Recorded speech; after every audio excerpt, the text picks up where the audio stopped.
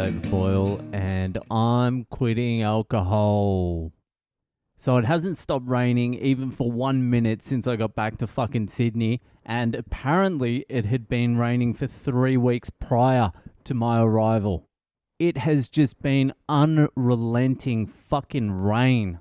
Everything's flooded. Queensland's flooded. Half of fucking Sydney's flooded.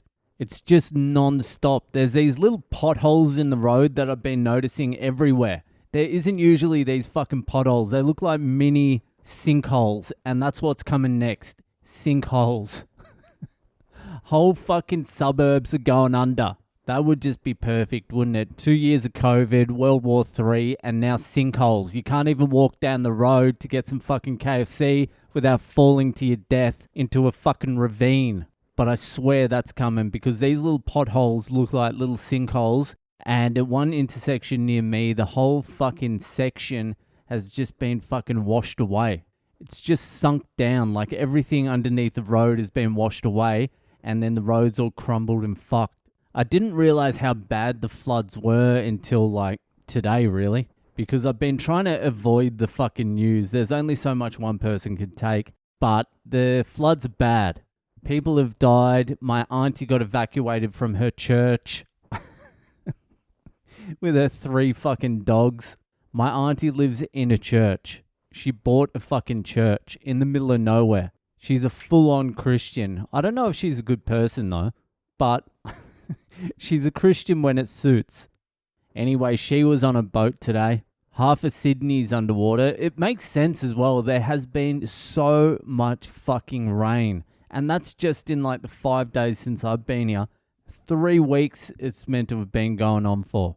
Where the fuck is all the water going?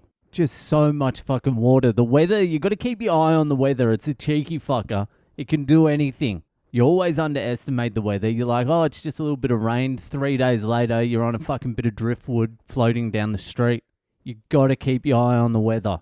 I myself am still trying to wrap my head around the fact that I'm living in Sydney again. I really never pictured myself ever living in Sydney again. And now I'm here, it's taking a little bit of getting used to. I went and met up with a comedian friend of mine, Tommy Orr, today. Just had a tea and then did some shit around town. And I'm just passing these places and I'm like, fuck. I am just a completely different human being to last time I was walking around these streets. And I tell you what, it is hard walking past some of these bars. The Lansdowne Hotel, oof, that's a tough one to walk past. I used to love having a drink at the fucking Lansdowne. But yeah, it's kind of taking a little bit of getting used to the idea, a little bit of fucking adjusting.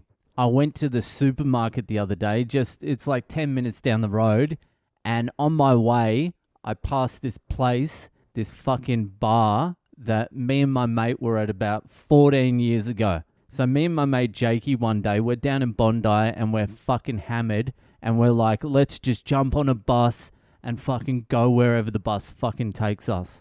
You know, one of those ones, let's just go wherever fate takes us. So we jumped on a bus, we jumped on a couple of other buses, and we ended up in a place called Lakemba, and we ended up buying some beers and just sitting on someone's balcony, like someone's house balcony. We just jumped the fucking railing and sat in their chairs and just got drunk on some cunt's balcony. And then I think we got chased off, and then we jumped on another bus and we ended up at this bar called the Canterbury Hotel. So we ended up drinking fucking all day. I think we got cut off at like 4 o'clock, but we were still itching for a drink. And there's a train station directly across the road from the Canterbury Hotel. So we go down to the train station. For some reason, I can't remember why, but we were both holding rolled up newspapers and we were just beating the fuck out of each other on the platform. So we're waiting on the platform. I forget what fucking station it was. Must have been Canterbury Station. But we didn't know where we were. We were just catching random buses. We were like, we are so far out of fucking Bondi. This is crazy. So we're on the platform of the fucking train station. And then one of those big fucking cargo trains come. Like, you know, the ones where they put coal in it and shit. Those big, long, fucking rusty brown fuckers. Well, one of those comes through the station and I'm like, let's jump on it. We'll jump into one of the fucking carriages and let's just go wherever it takes us. And Jake's like, yeah, let's do it. Let's fucking do it. And I'm like, are you down? Are we going to do it? And it was a long fucking train, so we could negotiate a little bit. He's like, yeah, I'm keen. I'm like, I'm keen as well. And I'm like, you go first and I'll fucking follow you. And he's like, no, you go first. I'm like, all right, we'll go together. We'll go at the same time. And this train, it looks like it's going real, real slow until you try and jump on it. And then you realize it's going about 40 k's per hour and it's about a 3,000 ton train. So we're standing there and we're just about to leap onto it. Like we're just about to spring off from a stationary position as well. We weren't like running along with the train and then jumping onto it. We were too hammered to work that out. We were just going to jump straight on and fucking grab hold of something and fucking see what happens. So just before I was about to spring off, I'm like, let me just touch the train. I'll just put my hand out and I'll just touch one of these ladders that are going past. So I put my hand out and I just let the ladder hit my hand and it almost shattered every bone in my hand. And I'm like, Jesus Christ, how the fuck was I going to hold on to that? If we jumped, we would have ended up under the fucking train wheel. We would have been mushed up between the carriage and the platform. So after I did that, we were like, hey, maybe this isn't such a good idea. Plus, like, how are we going to get out of the carriage? Like, what if they pour coal on us? And it's probably not a good idea, I don't think. What do you reckon, Jakey? And Jakey's like, yeah, I think it was probably time to go home, you reckon? I'm like, yeah, let's go home. That's a good idea. It's one of those ones where you look back and you're like, fuck, I was really close to jumping on that train and there's just no fucking way I would have been able to hold on to that train. I would have been fucking dead. Anyway, the point of that story is I always thought that fucking place, Canterbury Hotel and that train station was just like another world away. Just a different fucking planet.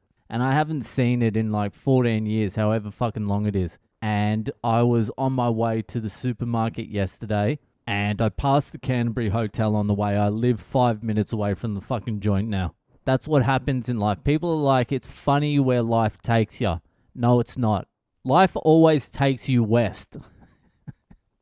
You always end up west. Unless you invent something, you become a doctor, you become some fucking movie star or something, life is going to take you west. And that's where I am. I'm west. Inner west, but only just. The fucking western suburbs. So yeah, it's taken me a little bit to get used to Sydney again. I haven't fully wrapped my head around it yet. Anyway, I'll get used to it. That's it for tonight. If you're enjoying the podcast, give it a share around. Thank you to everyone who gave me 5-star review on Spotify. If you haven't done it yet and you listen on Spotify, go give us a 5-star review. Thanks to everyone who's joined the Patreon. Thanks to everyone for listening. I'll be back tomorrow, but for tonight, see ya the fuck later.